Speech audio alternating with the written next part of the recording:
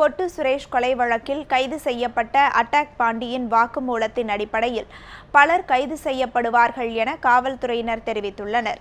Attack பாண்டியை 4 நாட்கள் police காவலில் வைத்து விசாரணை நடத்த நீதிமன்றம் அனுமதி வழங்கியதை அடுத்து பலத்த பாதுகாப்புடன் அவரை போலீசார் ரகசிய இடத்திற்கு அழைத்துச் சென்று விசாரணை நடத்தி வருகின்றனர்.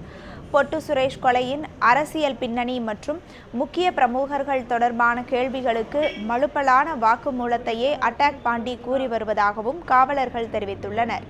கடந்த 2006ஆம் ஆண்டு முதல் 2012ஆம் ஆண்டு வரை அட்டாக் பாண்டிக்கும் பொட்டு சுரேஷுக்கும் இருந்த முன்விரோதம் பற்றி தனிப்படை போலீசார் தீவிரமாக விசாரணை நடத்தி வருவதாகவும் தெரிவித்தனர். மேலும் பொட்டு சுரேஷ் கொலையில் தற்போது ஜாமீனில் வெளியே உள்ள அட்டாக் பாண்டியின் கூட்டாளிகள் 17 பேரையும் மீண்டும் கைது செய்ய தனிப்படையினர் திட்டமிட்டுள்ளதாகவும் அவர்கள் தெரிவித்தனர்.